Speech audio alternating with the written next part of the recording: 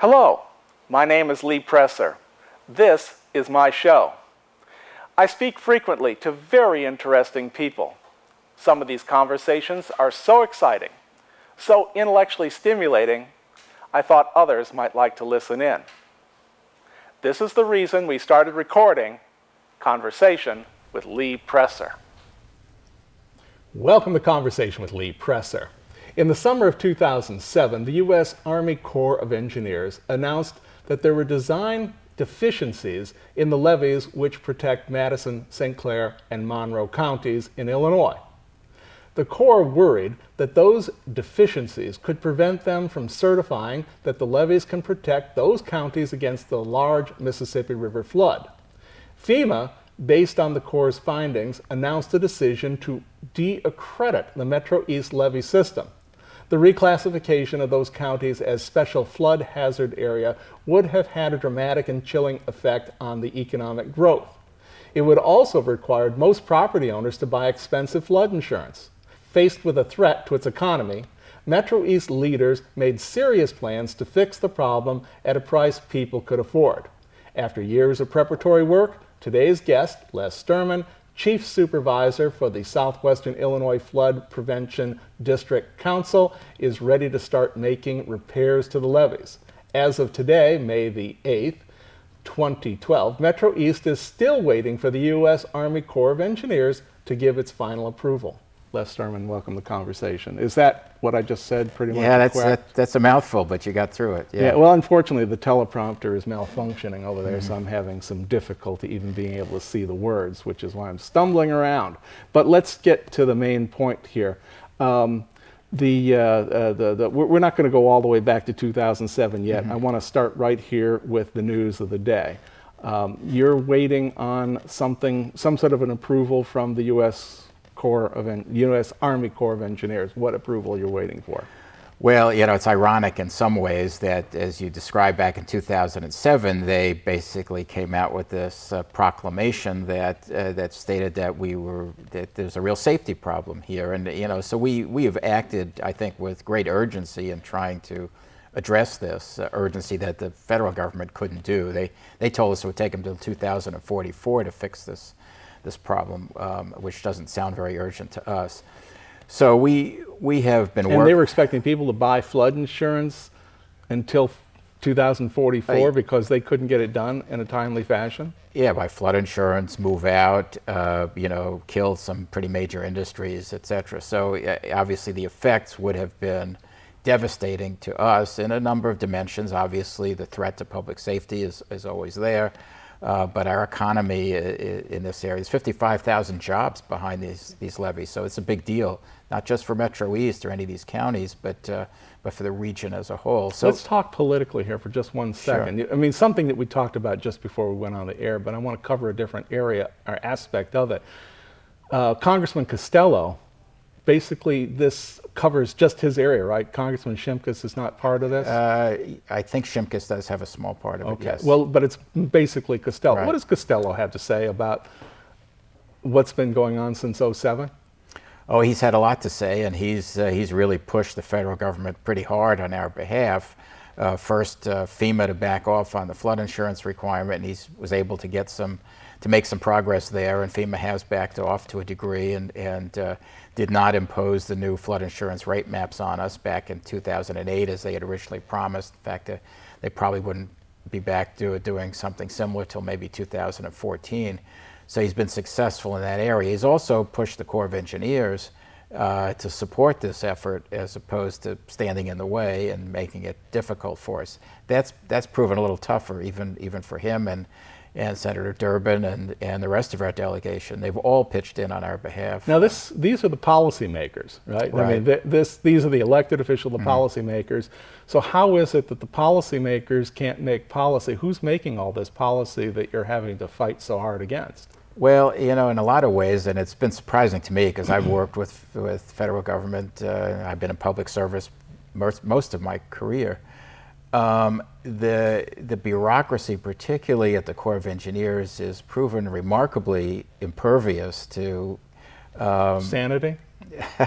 Well, that's your word. Yes, it is my word. See, I can say that I'm not working with them. You are. Yeah, but they've proved to be remarkably resistant to the policymakers, as you describe them. And I wouldn't say, some people say, well, politics shouldn't interfere with those kinds of technical decisions, and that's not really what this is. This is people showing good judgment, recognizing urgency, acting with urgency, using judgment to when they apply rules, and I don't see that a lot at these federal agencies or state agencies, for that matter. And the policymakers have had a hard time. I think most bureaucrats figure, and I'm a bureaucrat too, that they're going to outlast those elected officials. They'll be gone in 2 years. Not Costello. Well, I guess now. I mean, but he's been there since '88. I think that's generally the feeling, and part of it is that the Congress these days. I mean, all this that we hear about in terms of political polarization and lack of ability to act, I think that's given the bureaucracy a lot more power, because they know that the Congress can't use the usual leverage of appropriations or putting amendments on bills, because no bills are passing. So that has given the bureaucracy, I think, a lot more power. Let's be specific. The things that the Corps wanted you to do versus the things that you found that you could do at a price that people could afford. Are you shortcutting? I mean, is it going to cause disaster somewhere down the line that the Corps is trying to prevent? No, absolutely not. I mean, we've employed two of the largest engineering firms in the country, in fact, internationally, to design this levee system. They have to put their seal on it. If there's a failure, they have to answer for that, and it'll cost people their jobs and maybe cost some of these companies. So I think people are acting very responsibly in terms of designing improvements. You mean outside the Corps? People are acting our folks. Yes. I think our engineers are very smart. They're acting responsibly, and they're producing very sound designs. Now, we've done some things that the Corps of Engineers may not do. I think creative things to keep the cost down, both from a design standpoint and just the general process. The process that the Corps of Engineers has to go through to execute a capital project is extraordinary, and we think it probably cost us probably maybe half of what it would cost for the Corps to do a similar project. Yeah, well, that's the point, isn't it? That somehow, through all their wisdom, they can't see the merit of trying to find a way of doing things that people can afford. Well, unless, of course, it is proved that your way is a shortcut and their way will have much more dramatic positive impact. Yeah, and it's not quite as simple as I just explained. Obviously, the Corps has to go through certain processes that are dictated by federal law that we might not have to, and so that makes it more difficult for them to do. The other... how does the Corps come into this at all? I mean, they own these things? They're the parents? That's really a good question, because it's pretty unique. Because there's not a federal dime in this project the way we have conceived it. We're paying, this is our local tax dollars that are making these improvements to the levee system. These levees were originally designed and built by the federal government back in the 1930s, 40s, 50s. The federal government doesn't own them. In fact, they didn't want to be in the maintenance business, so they turned over these levees, or some of them were originally owned by local authorities. So you have local levee districts funded by local taxes that maintain the levees over time. But they are still called federal levees because the federal government designed and built them originally. But they didn't turn them over. They did turn them over to the local levee districts. They're owned, the property is owned by the local authorities with one exception. There is one truly federal levee that's owned and maintained by the federal government. Okay. But the rest are all locally owned, but they are still called federal levees because the federal government originally built them. And under the law, a law originally passed in, I think, 1899, the federal government has to grant permission to make changes to this levee system. And that's the authority that they use to basically approve the work that we're doing. So they have a lot of leverage in this situation. It gets complicated because they have different standards than FEMA.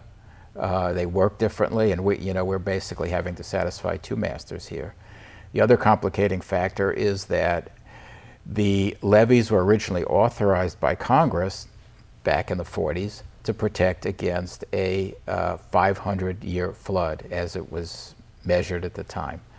Pause there for just 1 second. I want you to go on, but we hear this term 500-year flood. It doesn't mean that once every 500 years a flood will come along, Correct. right? It means that there's like 0.2% or something Right. like that. Every single year there's 0.2% chance that we Right. could have a flood like that. That's exactly right. So Okay. that's how they measure the So probabilities. you could have two 500-year floods in a row. Yeah, and obviously it's a very inexact science because with climate change and other things, the historical records may or may not be a useful guide to what will happen in the future. So go on with your... So at any rate, so the Corps, it goes by this guideline of what the Congress originally authorized. Now they have said that our problem is a design deficiency. In other words, the original design that the Corps of Engineers did when they built these levees is inadequate. We're smarter now. We have better testing methods. We have better design methods. We have more data. So yeah, when you look back, I mean, it's much like your house. Your house, if you live in an older house, was designed based on an older building code. Mm-hmm. Yeah, we have better materials and standards Right, the in place wiring now. on an old house is different than a brand new house. Right. The pipe could be lead pipe instead of copper pipe. Right. The difference is, your town where you live doesn't come in and demand you upgrade the levees, your house to these modern standards like we're being told with this levee system. Mm-hmm. Now FEMA, on the other hand, their measure of safety is the so-called 100-year flood. Mm-hmm. And they have a different way of applying that standard than the Corps does. And that's the standard, the FEMA standard is the one we need to meet in order to deal with this issue of flood insurance and general measures of safety. Mm-hmm. And the Corps says, well, we don't care what FEMA says. We have our own standards, and that's what you've got to deal with. So we're basically involved in all sorts of, say, technical disputes, if you will, discussions, doing more and more and more analysis to try to satisfy the Corps that what we're doing meets their standard, their approach to doing things. Mm-hmm. It's costing us a lot of money to go through that process. There are many layers of reviews. The Corps has offices here in St. Louis. They have a division office in Vicksburg and, of course, headquarters in Washington. Some of what we're doing needs to be reviewed by all three offices. Some of what we're doing has to be reviewed by all three offices, plus we need to go out and get an external review. Other consultants, college professors to sit around a table and look at the design and give their review. So it's an extraordinary level of review that we're asked to go through here, far more than any other building project you can think of. How much money are you in for already? And I'm talking about up till today. Up till today, we've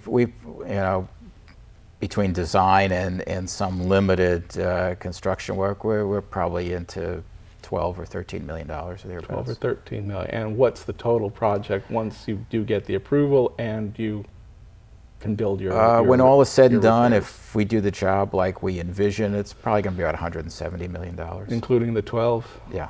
Mm-hmm. So, remind me, what year did Katrina, the failure of the levees in New Orleans, occur? I believe that was 2005. 2005. So here it is, only 2 years later from that disaster, and the Corps and FEMA are coming around here to the middle of the country and saying, "Oh, not good enough." Is there some sort of, I'm just making that connection. Is there some sort of connection between what happened in New Orleans and their fear that they could be held accountable for something in St. Louis? There is certainly some connection. and it takes on a variety of dimensions. The Corps and FEMA were already engaged in some activities that recognize that there are greater flood potentials than perhaps were thought earlier. Mm-hmm. So they were both engaged in similar efforts, unrelated or loosely related. Katrina obviously increased the level of urgency, and as a result of that, Congress put more money into the insurance rate mapping process that FEMA was undergoing, and the Corps stepped up its efforts as well. Everybody has become way more risk averse, so which of course leads us to this paralysis by analysis. Nobody wants to take any risk at all because the Corps, I think, was embarrassed by Katrina. The other aspect is that the flood insurance program, which is really kind of not like a traditional insurance program, but basically subsidized by the federal government. It's about $18 billion in the red because there have been so many payouts, not only from Katrina, but from a variety of hurricanes and other disasters. And Congress has basically told FEMA, look, we want this program to stand on its own financial bottom. We can't keep subsidizing this. So the rates have to go up. So the rates have to go up. We have to, I mean, it's kind of like the health insurance argument. In order for it to work, both sick people and healthy people need to buy insurance. And in our case, we've never had a flood from the Mississippi, but they're asking us Metro-East, you're referring in Metro-East. Right. And well, you did. I was thinking about '93, which, by the way, is almost 20 years ago now. Yeah. I don't know where the Corps was then, or FEMA, but we did have down south. Mm-hmm. I'm trying to remember the name of the town that got flooded. Valmeyer, and then they just moved their town and put it up on top of a hill. But really, there was a failure there. There was not on the Mississippi, but there was a failure over by what is now the Missouri Bottoms. Where they have a huge shopping center complex now, interestingly. But none of those levees were built to the same standards as ours. None of them were 500-year levees. They were not intended to provide the level of protection. The one in Valmeyer was not? No, no. So we're not really in that same category, and our levees did not fail during that same flood event. So, okay, let's talk about some people's fantasies. There are some people who believe that the whole idea of levees is a failure to begin with, that it's man against nature, and that what we really need to do is tear down all the levees now and return the Mississippi River to its natural flow and have mud flats and all the rest. Why is that? And I called it a fantasy. Why is that a fantasy? Other than, of course, the hundreds of thousands of people who live in those areas now. Well, I mean, if we had it to do over again, I don't think that's a fantasy at all. I mean, most of the levees built in this country probably shouldn't have been built, but we have this legacy to deal with. We can't just turn our back on it, and there may be some levees that should indeed go away. Yours? No, not the ones in the densely populated urban areas like ours. I mean, we've got 156,000 people living behind this levee. We've got 55,000 jobs. You can't just pick up stakes and move people. Mm-hmm. And many of these industries need to be on the river because they need access to the river and rail and road transportation. They exist because of the river. These communities exist because of the river. So in urban areas like ours, frankly, we have no choice, regardless of the long-term wisdom of levees. I mean, we have no choice. We have to provide the public with the measure of safety that they rely on. I mean, people moved into these areas, most of them not even knowing they lived behind a levee. They could be 12 miles away in Collinsville, we made them a promise that they're safe. So we need to keep that promise. So this flood area, it comes right up to the bluffs of Collinsville? Yeah. Now, there are other areas where protected by agricultural levees that were, built back in the 30s, maybe shouldn't have been built. We probably can't afford to build them up to the level of protection. And, it may be easier simply to buy flood easements or or to buy out those properties, it may make a whole lot more sense, both environmentally and economically, to do that. And I wouldn't argue against that at all.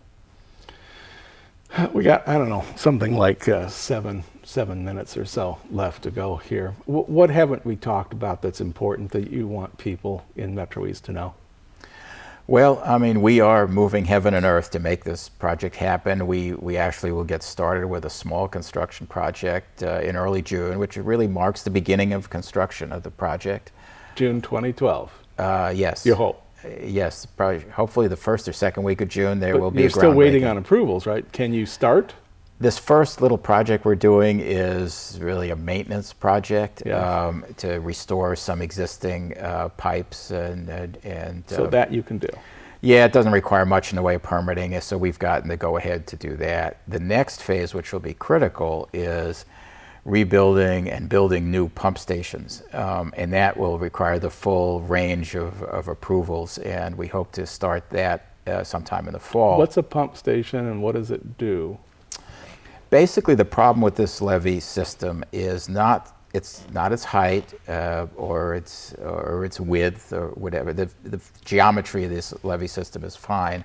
The problem we have is underseepage during periods of high water in the Mississippi, building up against those levees. The pressure of that water underneath the levees creates a tunnel effect, water coming under the levees, known as underseepage.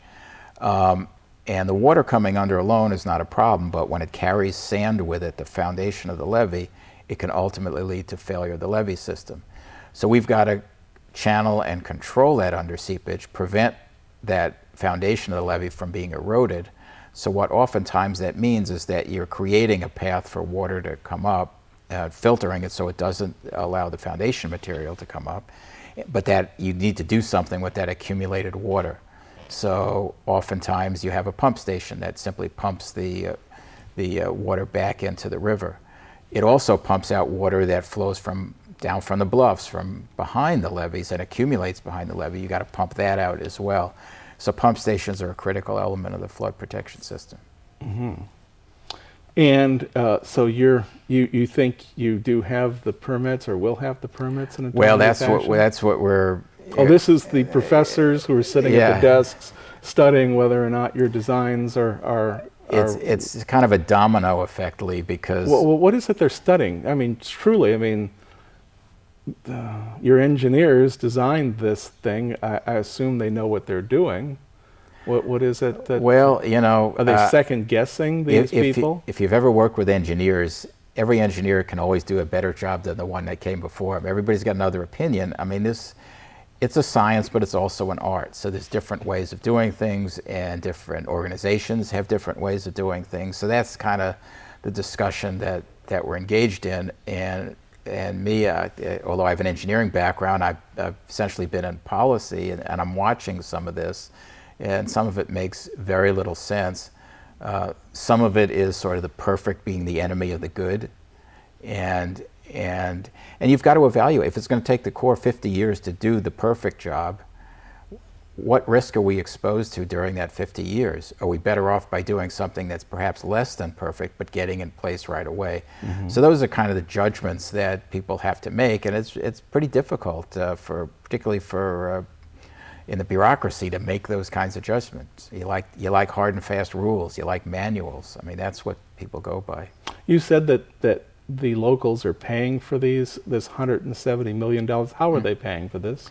That's through a local sales tax that we started to collect back in early 2009. It's a quarter cent levied in all 3 counties, the entirety of the counties, not just the floodplains. So it brings in about $11 million a year. We're borrowing against that, of course, to selling bonds to get to that $170 million total. Didn't some folks down in south of here win like $200 million? I mean, couldn't they kick that in and solve this problem? I didn't know where you were going with that, but no, I guess, but it is a sales tax that you're talking about, not property taxes. That's correct. So here in our last couple of minutes, is there anything more that you want to say directly to the public that's listening? Well, I think we shouldn't, despite some of the good news we've had and FEMA delaying its mapping process, we shouldn't be under any illusion that there's, you live behind a levee, there is flood risk. So if you can afford it, and flood insurance is pretty affordable right now, wouldn't be if it was remapped. If you can afford it, you should buy flood insurance, absolutely. And I think you also need to be constantly reminding your elected officials at all levels that this is an issue that we all care about, they should care about. We need to keep the pressure on so that we don't, we just don't let bureaucrats run this, make the decisions and run this out for 50 years. It needs to be done now. And it needs to be done sensibly, and people need to make sensible decisions.